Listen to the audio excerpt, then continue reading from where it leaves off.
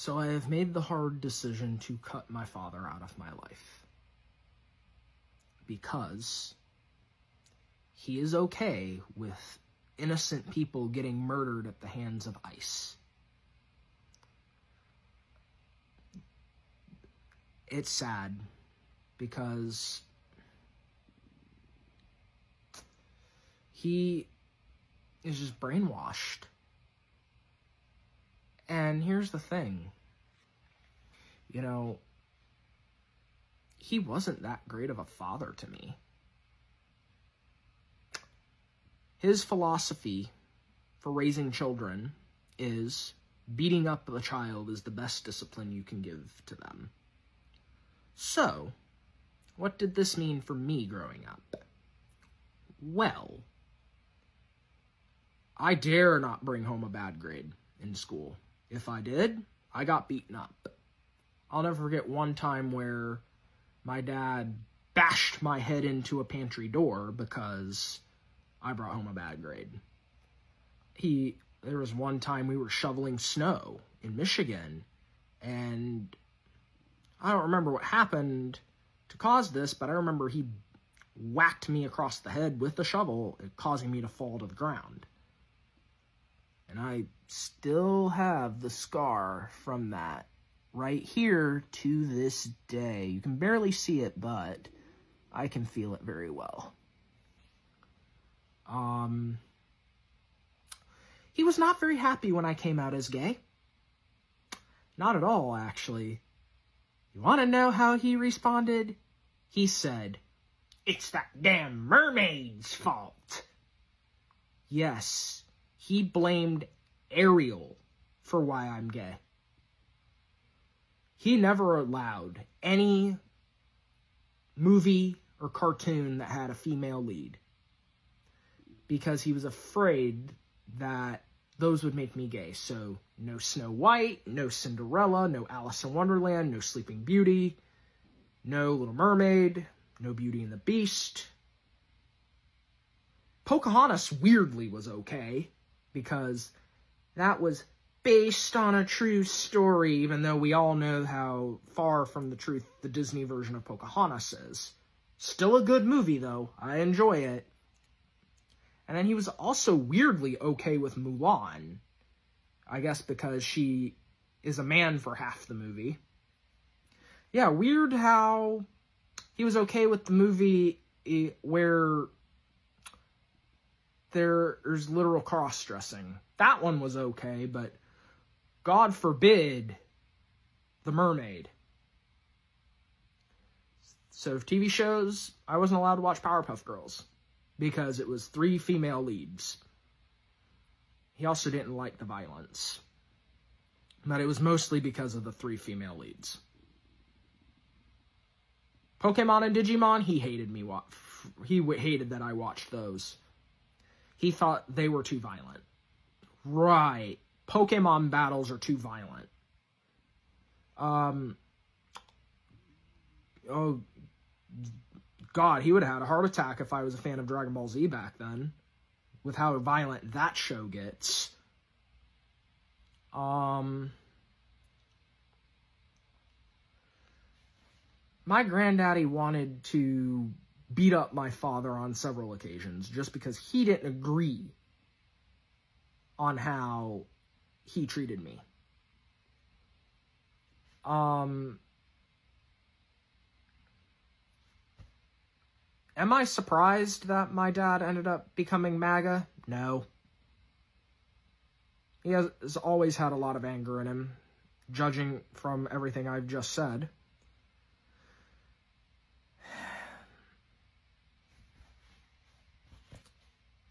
He's very, very Christian. Christian, I say in quotes, because in my opinion, he's one of those fake Christians who preaches hatred in the name of God.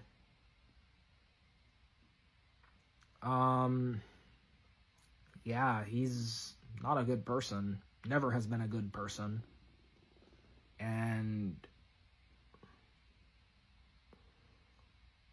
I'm just, disappointed that he ended up being this way because, you know, there was a lot of good times too. Not many, but there were a few. Like, one night he took me to work when he was a projectionist at a movie theater, and I got to sit up in the projectionist booth and watch Monsters, Inc. and the first Harry Potter as many times as I wanted. That's one good memory. Or, you know, going to midnight showings of the first Harry Potter and the first Sam Raimi Spider-Man movie. But, you know, outside of that, not a good person. And I hope he never has another child. Though he's turning 60 this year, so that's probably not happening. Because if he does, I would so try hard to get that child away from him. And so that he doesn't have, so that that child doesn't have to go through what I did. That was a reason I primarily lived with my grandparents, was because of my dad's violence. Oh yeah, I also remember him throwing knives at me, and I had to get out of the way, otherwise I would have been stabbed for bringing home bad grades. So, yeah. He was a terrible person. I'm not surprised he became MAGA. And I want nothing to do with him anymore after he openly said that Renee Good and Alex Preddy deserved what they got. So yeah. Goodbye, Father, and good riddance. Get some mental help. Then maybe we can be a family again. But until then, I got 2 words for you. Get fucked. The time has come where I am cutting off my MAGA parents. How dare your parents try to have a relationship with you that doesn't involve politics? I mean, what else is there to talk about? Although I'm a little surprised because I thought everybody was cutting off their family last year. You've lasted a little bit too long. That's a little suspicious. Are you really on our side? After years of trying to avoid the politics conversation with them because I know they are MAGA. And that was the only way we could have a relationship, is if we did not talk about it. Well, I'm done. I'm done. Even if my mom is ill, I'm done. She's sick? Was she like relying on you to take her to doctor's appointments and things like that? And she was MAGA? How dare her? She should have just bent to your will and not argued with you at all. We were arguing about ICE and how they're violently tearing families apart, detaining and deporting people without due process. And she said, I don't give an F about brown people. Yeah, that totally sounds like it happened. How dare her? How dare her want our borders to be secure? Are we sure that she said that? Said, but my kids are going to grow up with empathy. And I hung up on her. And I'm about to block her because that's it. That's it. Wow, it's almost like you're trying to teach your children that they should live in an echo chamber. I mean, kudos to you. I mean, God forbid your parents try to have a relationship with you outside of politics. I mean, that's all you should be able to talk about. Orange man bad, right? Right, sister? My parents voted for Trump, and I'm not talking to them right now. My brother voted for Trump, and I'm not talking to him right now. And some of you might think that's extreme, but here's the thing. I mentioned in a video a while back that comfort is the cost for change. It is extremely uncomfortable for me to distance myself from my parents, particularly because they are 82 and 85. My brother, he's living his life. He thinks he's more pure and delightsome than dark and loathsome, so that's its own thing. And if any of my nieces and nephews are watching this, it is what it is, right? 2025 is the year of the crash out for me, so get ready.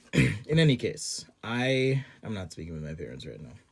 They called me shortly after my birthday because right after the election, I shared in a family group chat. I said, you know what you did.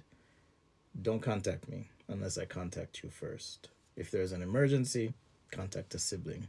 I'm sharing this with you because I see people saying, oh, well, it's going to take time. We have to be nice. You take your time, I'll take my space, right? So I haven't talked to them. They did call me after my birthday. And how did they call me, you might ask, because I blocked them, right? I didn't block my mother. When I say I'm going to visit family, I'm going home, I usually say, hey, I'm going to visit my mom. My mom has a special place in my heart for many reasons. I could say a million good things about her, but that does not negate the reality of the present situation. Some of you may think so because you grew up in a reality, a world in which the things people have done absolve them from the things they are doing. And that's not the reality I live in. I live in a reality where I accept accountability for the things I do, and I hope to have people in my life who are willing to be accountable as well. Now, on this phone call, I, what do you call it, fond? I didn't respond much. I was very level, neutral. For the astrology people out there, I'm not really an astrologist, but I'm a Scorpio, if that means anything. Yes, I fall into some of those characterizations. I'm very passionate, and I tend to wear my emotions on my sleeve. People who know me can usually tell where I'm at. And so on this phone call, my father said to me, "Are you okay? How are you doing?" I said, "I am not okay. I'm not okay." And I started getting passionate. "Why aren't you okay?" I said, "I cannot believe you voted for that man. I cannot believe you voted for that man. Do you see who he put in for consideration? Are you paying attention?" See, when people go down the MAGA pipeline, they leave reality. They leave reality, and yes, my parents are still Mormon, and they're not dumb people. See, MAGA supporters tend to fall into two categories for me: people who are uneducated or uninformed, but people who are educated but deluded, right? In the sense that excusing the behavior of this man is a departure from reality. We can argue policy, we can argue Keynesian economics versus modern monetary theory all day. That's one thing, right? Kamala, compared to Donald, in my opinion, not even close. The shaming of Kamala compared to recognizing verifiable events, things that this man did, is completely diluted. I don't trust her because she speaks differently to black people and white people. I don't trust her because she...